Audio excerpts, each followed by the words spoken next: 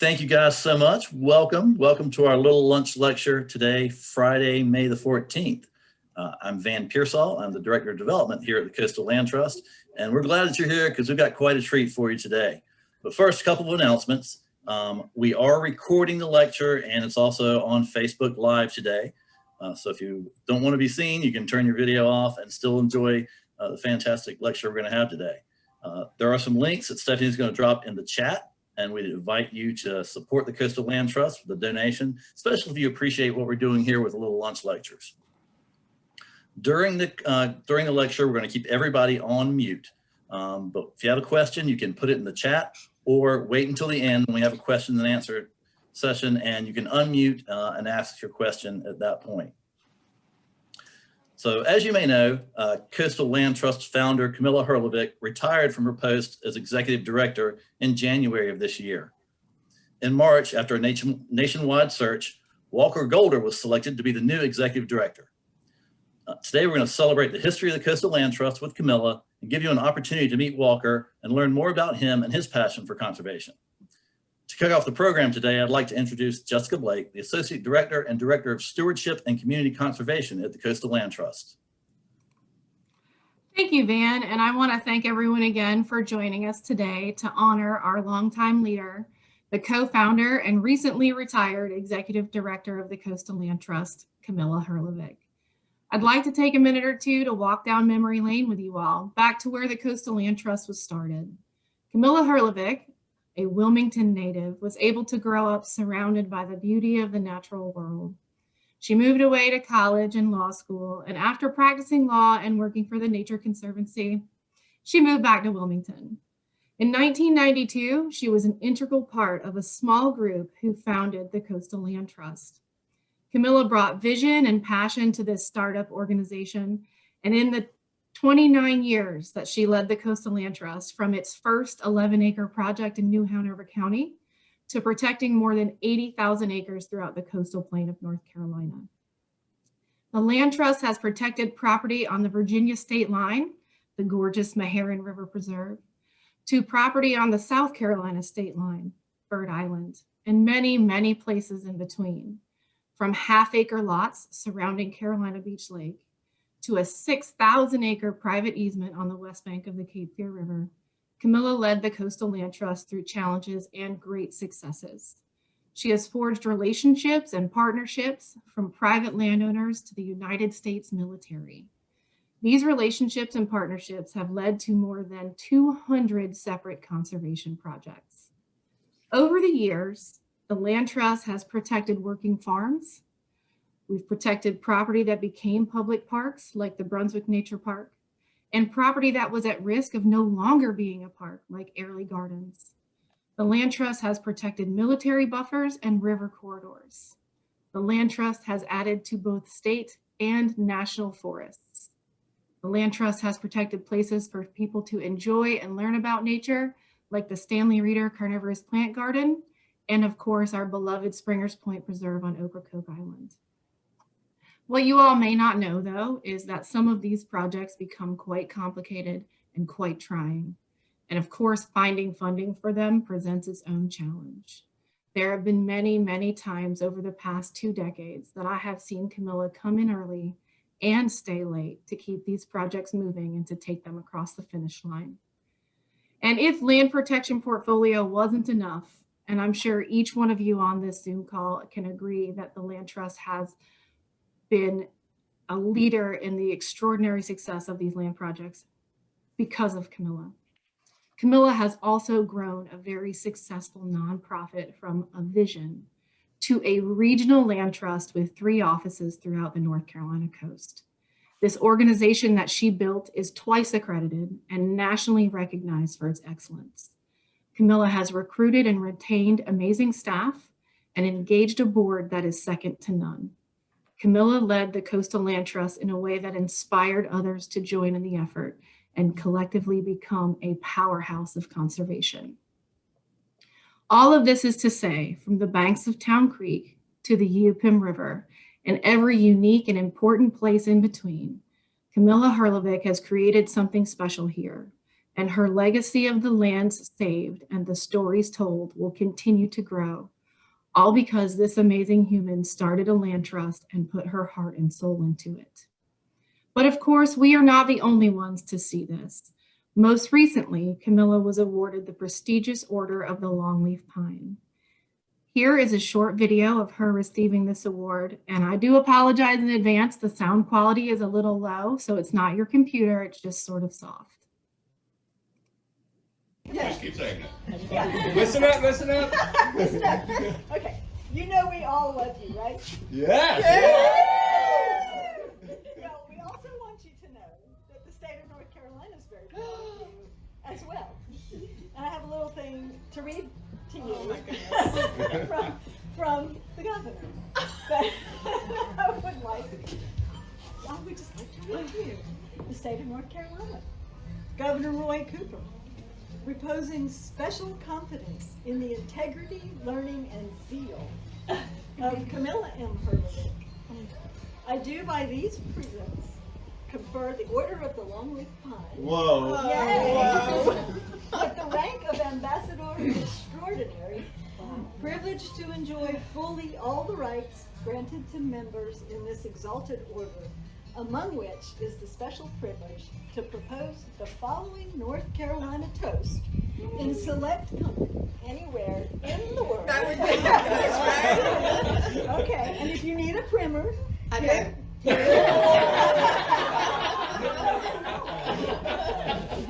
all right. To you and to North Carolina and all the things you've preserved in our Hey, Camilla.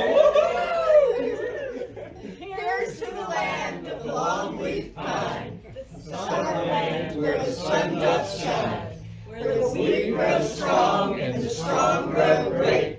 Here's to down home in the old North State. Woo! And Mary Jo.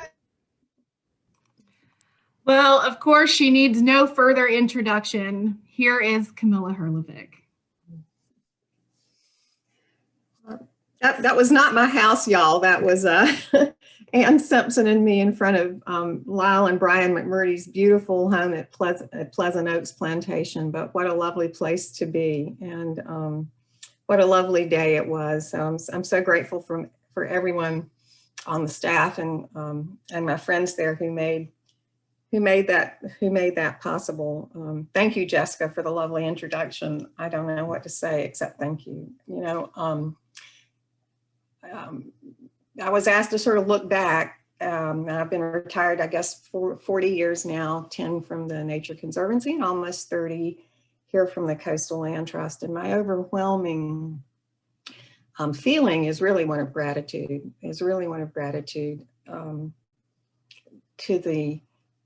from the very beginning, from the group of 3 other co-founders, Michael Murkison and Bill Rainey and Chuck Rowe, who came together and helped me actually organize and incorporate the Coastal Land Trust and recruit new board members through the strengths of their own reputations for getting things done in conservation. They couldn't have been any more helpful.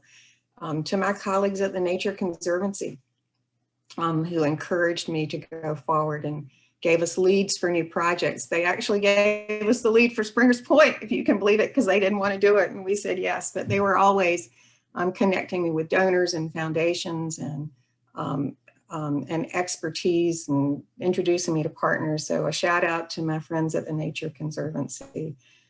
To the early supporters and volunteers. And in the beginning, I relied so much on board members before staff came on. I think I saw Paul Hosier that you're on. Paul Hosier was teaching at UNCW, and someone told me, if you need a good biologist on coastal ecosystems, call up Paul Hosier. And he went out with his class one day to look at our very first conservation easement project out at North Chase. I was not a biologist. I always had to rely on volunteer biologists, and they came forward just like board members did from all walks of life, bringing skills and passion to the Coastal Land Trust in those early years when I didn't have any money to pay anybody. You know, it was so much appreciated. And then, you know, as we began to create a membership organization and as foundation support came along, we were able to hire staff. And that was the real watershed and moment when the Coastal Land Trust took off, because you see around you some of the faces on the Zoom screen are the incredibly talented staff that work now for the Coastal Land Trust and have brought their skills. Every single time it seemed to me that we added someone, the expertise, the capacity of the Coastal Land Trust grew. I have to shout out to our partners too. A number of you are on the Zoom call too, but the land conservation movement in North Carolina is still a relatively small group, and professionals, Walker Golder was a colleague back then at another organization at Audubon, but Walker wasn't the only person that I partnered with from the very beginning. And actually he's the person who took me on my first walk around Springer's Point. Not that it's my favorite preserve, but you know, partners in all sorts of state and federal conservation organizations and other nonprofits and other land trusts were always ready to lend an ear, and even other nonprofits in the Wilmington area I came to rely on experienced leaders in other nonprofit organizations.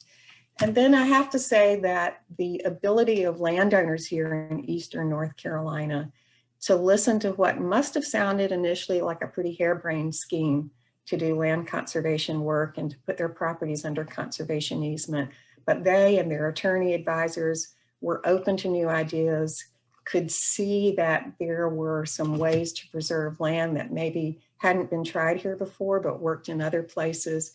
People were very, very open and receptive. So honestly, you know, what I did was bring people together, because the great thing about the Coastal Land Trust is the mission itself is so compelling for anyone like me who grew up at the coast, who spent time outdoors, on the water, on the beaches, walking around in forests. And then you see the places that you love begin to be impacted by development. You know that there's a need, you just don't know that there's something that you can do about it. So if there's anything that I brought, it's just to bring people together and give them a tool, land conservation, in which we could begin to save some of these places. But really, I was just sort of the cheerleader and convener. And I do like to work, and I love the transactions. So there was that too. But really, the mission almost sells itself. I mean, everybody loves to be outdoors, and everyone feels better for being outdoors, and you just don't want it all paved over into parking lots. People ask me to talk a little bit about what I think the accomplishments of the Coastal Land Trust have been over the last 30 years. And certainly projects are the things that resonate the most to me. And as you know, the last few months as I've been retired, I was telling Walker what I've come to realize is that the things that resonate to me most in my retirement are the places that I can go, not just the ones that I've saved, but that other people have saved. But even before I retired, I realized that some of my favorite projects were places where there's a confluence of beauty and abundance of nature, habitat for wildlife, and places where people can get out and enjoy themselves with their families or with friends or walking. And so not surprisingly, islands have always been on my top favorite list. So the protection of Bird Island, working with the Bird Island Preservation Society, the protection of Lee Island with Bruce Watkins and Walker Golder, and the protection of Springer Point are certainly three of my most special places. And I loved getting the phone call from someone who worked with Louis Bacon and asked if, or the Nature Conservancy has called me and said, would you guys be interested in looking at Springer's Point? Because it's not important enough for us. And I was kind of like, yes, Ocracoke Island, let's do that. Brunswick Nature Park and the whole Lower Cape Fear initiative is another special place. The idea that more than 17,000 acres there have been protected, mostly by conservation easement, and then with help from many partners, many landowners. And then the Brunswick Nature Park, which is 900 acres now owned by Brunswick County.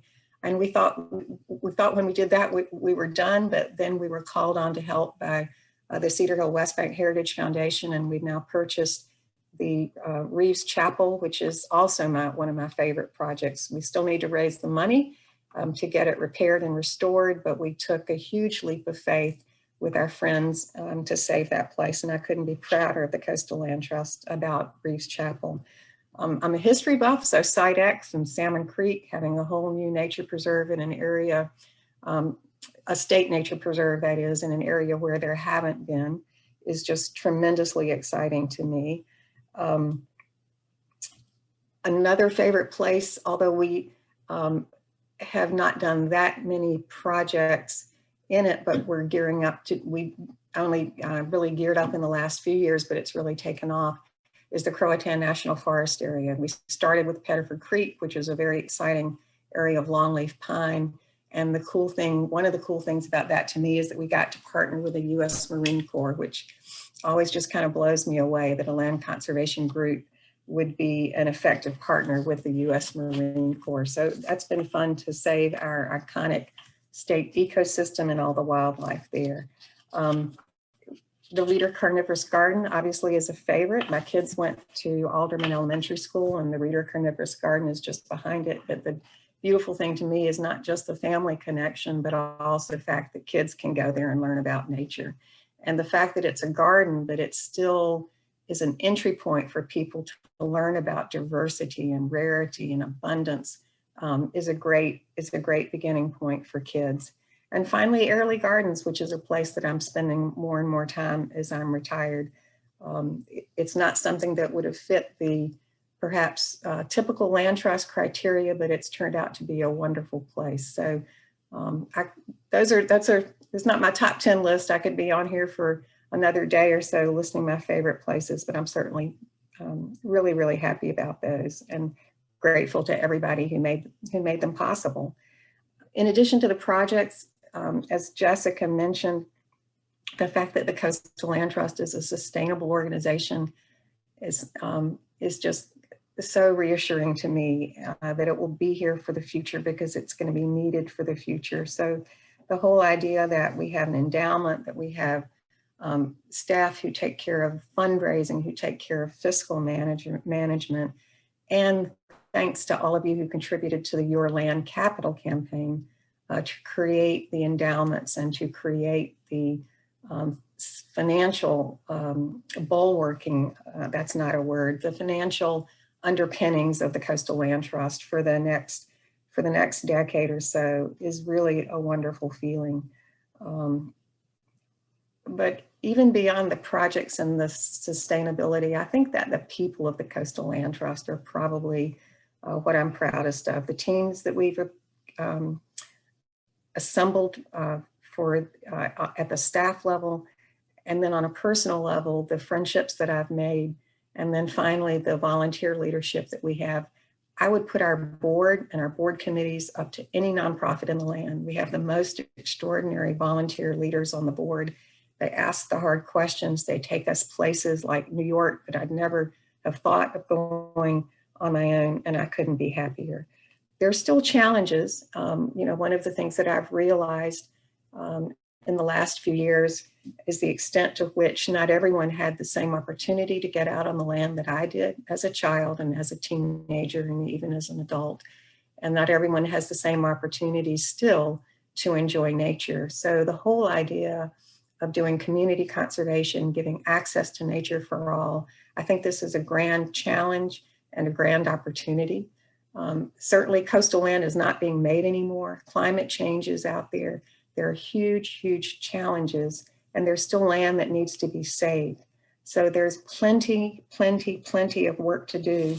But that's why I'm so amazingly excited when the board search committee announced that Walker Golder was going to be the new executive director, because he has the experience, he has the passion. Like me, he grew up here in Eastern North Carolina, and he's going to be able to take this organization in places that, you and I haven't dreamed of yet. So I just want to come back to what I said initially. Gratitude is where I started my talk with. Gratitude is what I leave it with.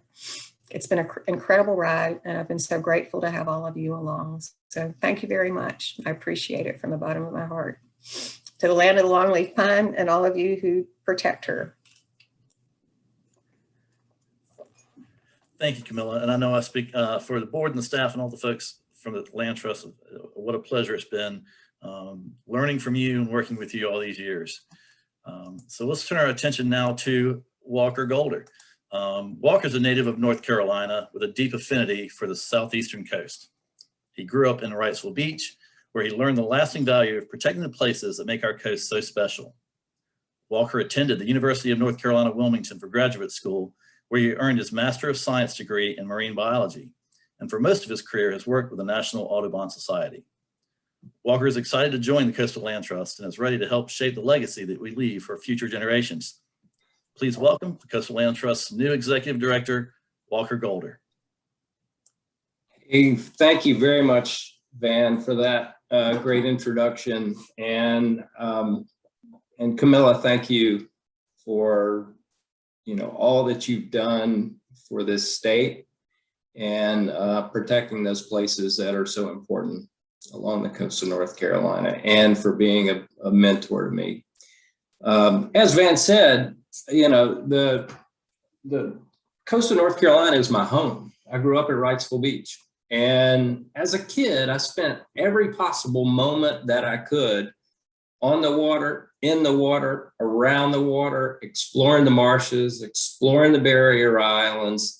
I was out in it at every single moment. I was surfing and sailing and fishing, enjoying every part of coastal life. It was a wonderful place to grow up, and it's a place that really taught me a lot about the importance of natural resources, the importance of coastal conservation and protecting those places that are essential to our coastline. And it also taught me, as I've seen things change over time, how things can change and what can be lost. And as Camilla pointed out so well, they're not making more of it. So what we have today is super important. The whole growing up on the coast and my intrigue with wildlife and fisheries and everything about the coast kind of led me to UNCW. And I had the chance to work with Dr. James Parnell at UNCW as an undergraduate, and he invited me to attend and to participate in one of his early research projects. And that's when I was really introduced to the diversity of bird life on the North Carolina coast. I'd come to know birds well, just growing up here. It's a terrific place for them. But he really taught me about their biology and ecology. And I had terrific opportunities at UNCW. When the opportunity to go to graduate school presented itself, I absolutely, jumped at that opportunity to continue my education at UNCW and have a graduate degree from UNCW. And I see Paul Hosier on there. Dr. Hosier was on my graduate committee, and it's really great to see him again. So what a tremendous and knowledgeable person he was that helped me tremendously during my graduate career.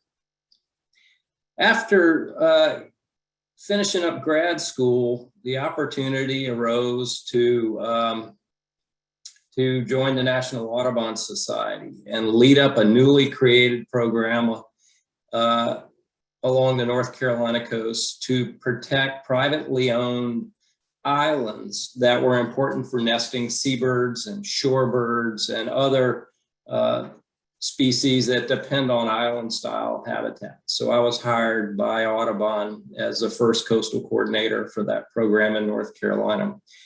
And as part of that, my job was land acquisition and protection. And I was given a list of privately owned islands that were important to coastal birds and was given the marching orders to go put them in conservation. And that's what I did. And it was a real pleasure to acquire islands from Ocracoke to the lower Cape Fear and add those to the sanctuary program. And at its peak, those islands supported about 50% of North Carolina's coastal waterbird population. That program still exists today. My career with Audubon changed as the North Carolina State Office was formed, and it was a pleasure to work with Camilla and other state directors to expand Audubon's program throughout the state, even to Western North Carolina. I was later presented the opportunity to lead National Audubon's Atlantic Flyway Coast strategy, which I led for many years until coming here to the Land Trust, where I got to work with colleagues throughout the entire Atlantic coast, from Eastern Canada to the Caribbean, and worked in both national and international conservation. But through it all, my home coast was calling. And when the opportunity to join the Land Trust as its new executive director presented itself, it was really a no-brainer for me to come back to the North Carolina coast, to work to protect areas of my home coast, and to work with such a terrific team that Camilla assembled and the fantastic board that she described. To me, it was a no-brainer. I'm incredibly excited to be here. I'm incredibly excited to join the Coastal Land Trust and be part of this Land Trust team.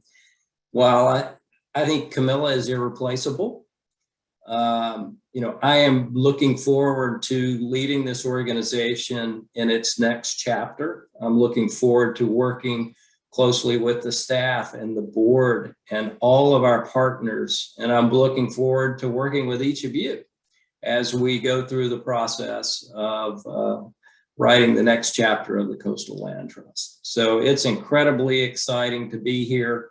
It's incredibly exciting to be a part of this team. And I am really looking forward to the future.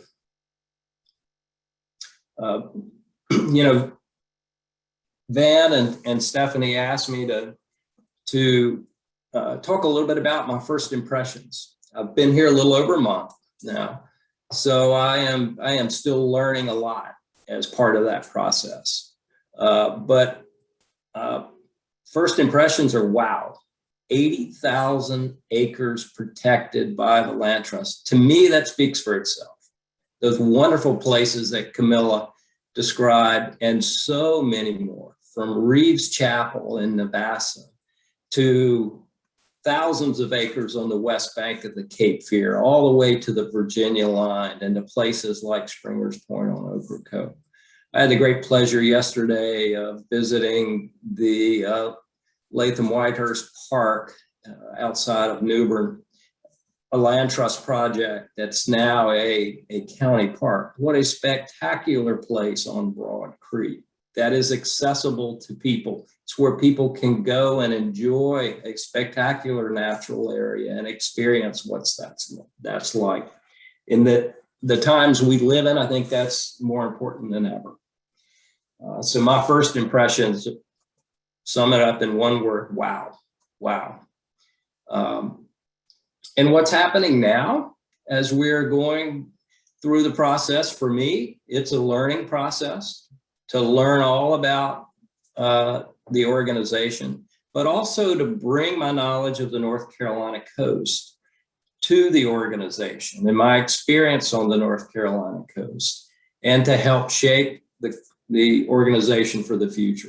I think it was mentioned earlier that that the organization is due for a new strategic plan. Well, I really look forward to guiding the organization through that process and developing a plan that will address the needs of communities, that will protect our natural areas that are so important to this state, and will help us deal with climate change in the future.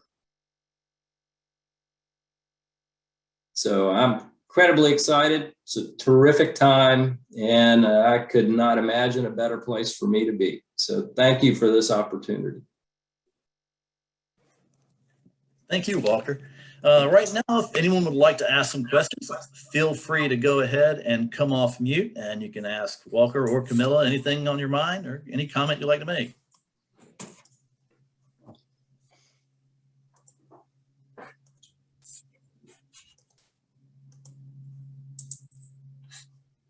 Van, this is Linda Pearsall.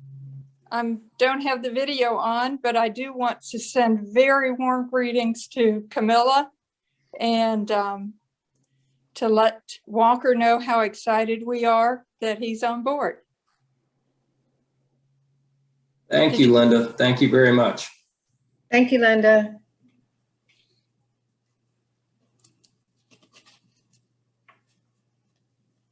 A lot of welcome walkers there for you in the chat. Everybody's very excited. Yeah, you know, like Walker said, we're kind of in our planning. I don't know if priorities and goals are those things that you would like to talk a little bit about, or? Yeah, you know, I've only been here for a short period of time, and I am, like I mentioned, I'm still learning. But protecting the most important places in the iconic landscapes of the North Carolina coast, you know, will remain central to the mission of the Coastal Land Trust. That's for sure. With that said, I see a few areas where I think there are opportunities for the Land Trust for the future. Connecting people to places that are important to the coast of North Carolina. You know, we're one of the most ecologically diverse areas of the entire country. You can go from beautiful beaches with seabirds and shorebirds to magnificent blackwater rivers to iconic longleaf pine forests and go to see rare carnivorous plants. And you can do it all before lunch on any given day here in the southeastern part of the state. There are a few other places that have that kind of diversity. I think connecting places to places that are already conserved is important to avoid fragmentation and protect the overall integrity and ecological diversity of these places that are important, especially for rare and threatened species and for rare and threatened habitats. I think it's equally important that we look for opportunities to restore habitats that have declined or been degraded over time. Addressing climate change, that is the gorilla in the room. You know, climate change is here and now, and the impacts of climate change on our coast will be profound. The good news is that we will always have a coast. Some of the challenging news is that it's probably not going to be where it is today in most areas. And addressing climate change impacts are super important, I believe, to the Land Trust and for all of the coast of North Carolina. We want to ensure that people can adapt. We want to ensure that habitats that we depend on can adapt, especially places like salt marshes that are so important to our fisheries. And lastly, I believe that working closely with communities should be a priority. You know, the Land Trust has done so much terrific work in working with communities already to provide opportunity for people to enjoy natural areas. The Latham Whitehurst Park that I just mentioned, Springer's Point, the Brunswick Nature Preserve are all excellent opportunities of that, where people have a chance to experience these wild and natural areas. I think also protecting those places that are culturally significant and historically significant along the coast, places like Reeves Chapel in Navassa are important to the Land Trust. And that is a terrific project. Google Reeves Chapel if you get a chance and see some of the terrific featured programs. Go to the Coastal Land Trust website and read about Reeves Chapel also. You know, and of course we need to make sure that we can continue to have funding to protect these places, both at a state level and a national level, and also for land trusts like the Coastal Land Trust. So those are some of the things I'm thinking about as priorities for the future. Those will be refined over time as we all begin to work towards a new strategic plan sometime later in the year. And as we work together with our board and our colleagues across the state to help shape the future of the Land Trust. Great. Walker, there's a question in the chat. Oh, sorry. Go, you're on. Question in the chat for Walker particularly. What is your favorite place at the coast? Wow. Pick one, try. You know, Springer's Point is such a special spot. It's just unique. The magnificent oaks that are shaped by salt spray there. It's fantastic. But every time I go to a new place that I haven't been to before, that might be my new favorite. You know, one of the projects that we have, you may have read about it, that we hope to close on here in the near future is Hugh-Taff Island. And we're so incredibly thankful for the Hugh-Taff and McCatherine families for their commitment to conservation. It's a spectacular site. And I'm delighted to be able to see that island put into conservation. So that's in my top two also.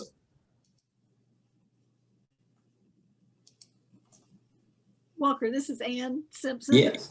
Hey, as you look at conservation in the future and the types of projects that the Land Trust will take on, how do you, or I guess, do you view any creative ways that the Land Trust might get people out onto the land? Mm-hmm. Because everybody so far has mentioned the importance of the personal connection, being able to see what land looks like and hear the birds and the wildlife. And I know it's hard for some lands, but do you have ideas about getting people out more on land trust properties? Mm-hmm. I think offering opportunities for folks to see some of these great places that we have on the coast and experience them firsthand should be an important part of the mission of the Land Trust. We've done a lot of that work already. I think the more we can expand that work in the future, the better off we'll be and the better contribution we can make to the community. So some of those opportunities involve passive use trails where the landscape and the habitats are protected, but people can still enjoy them. You know, I mentioned visiting County Park yesterday that the Land Trust acquired a number of years ago. You know, opportunities to partner with municipalities to create nature parks like Brunswick Nature Park and the Latham Whitehurst Park and a number of others so that people can get out and enjoy those places. You know, some of the things we might want to think about in the future is the opportunity to engage in some of our coastal creeks and river systems around canoe and kayak access so that people can enjoy the places from the water on a short paddle or even more. So I think the diversity of opportunities on the coast here presents itself as just tremendous opportunities for people to enjoy the natural areas of the coast. And it's something that I really would like to see the Land Trust work on in the future. Thank you, Ann, for that question.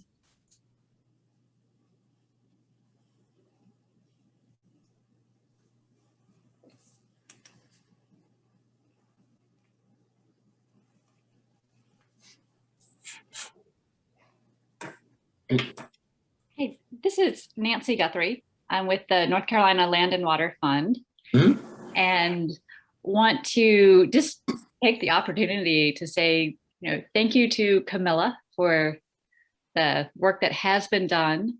And Walker, it's so good to hear that this will continue to work. The staff has been tremendous always to work with. We rely on Coastal Land Trust as a strong partner in projects and also some of our thinking about our projects. So it's just so wonderful, both as Land and Water Fund, but also just as a citizen of North Carolina, that our coast is in such good hands and that it has been for all these years. So thank you for that. Thank you very much, Nancy. And it's going to be a pleasure to work with you and the whole Land and Water team in the future. So we were looking forward for the Hutap Island application. We're also just thrilled that that is funded in another route. So makes room for more of your other good projects. Thank you. Thank you. It's a special opportunity, and it's a special place for sure.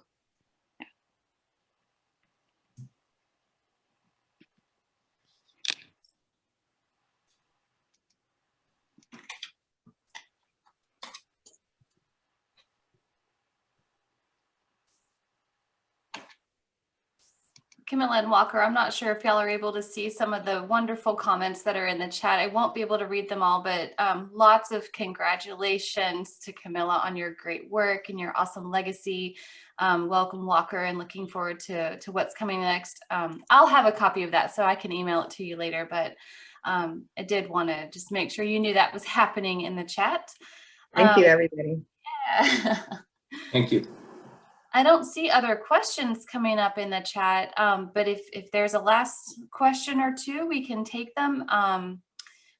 Just feel free to come off of mute, even interrupt me, but I appreciate everyone being here so much. Thank you, Camilla and Walker, for taking the time to have this more public, although not formal, torch handoff between leadership with the Coastal Land Trust. This is a really special moment for our organization, and appreciate you guys being here today at our little lunch lecture time to share it with some of our constituents.